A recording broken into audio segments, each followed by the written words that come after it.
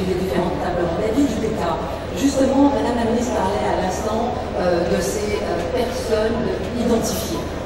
Les personnes âgées, les orphelins, les enfants des rues, etc. Vous êtes présidente de la Fondation Serplas qui cible des personnes âgées. On a envie de dire, Madame Beta, comment ça les personnes âgées, elles sont vraiment délaissées aujourd'hui, ici? Je vous remercie pour la question, Madame la modérateur. Les personnes âgées, elles sont vraiment délaissées. Nous qui sommes des acteurs de terrain, nous avons sillonné la ville et même dans nos villages les plus reculés, et nous avons constaté qu'il y avait beaucoup de personnes âgées qui étaient délaissées, et surtout ces personnes-là qui n'ont pas d'enfants ou ces personnes qui vivent dans la précarité. Mais pourtant, on a quand même coutume de s'occuper de ses grands-parents, de ses aïeux. C'est une tradition quand même. La tradition, effectivement, est celle de s'occuper de ces personnes-là. Mais les conditions de vie actuelles, notamment la précarité dans laquelle se trouve la majorité de la population gabonaise, fait en sorte que ces populations soient de plus en plus délaissées. Ce n'est pas qu'on ne veuille pas en prendre soin, mais on n'en a pas les moyens. Donc les personnes âgées délaissées, c'est un peu quelque sorte de nouveauté, si je peux me permettre, à cause de la précarité croissante. Pour nous, c'est à cause de la précarité croissante. Concrètement, comment vous les aidez, ces personnes âgées aujourd'hui? À notre niveau, nous avons ouvert une maison de repos et de soins appelée l'Âge d'Or, et nous les hébergeons en pension complète.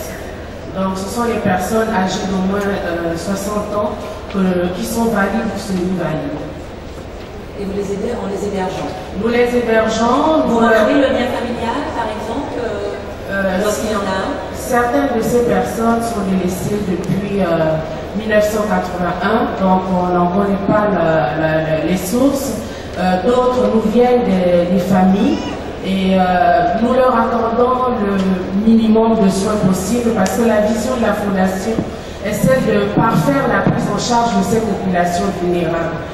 Qu'est-ce que vous pensez de ce que vient de dire Madame la Ministre et aussi du discours du président de la République qu'on a entendu tout à l'heure?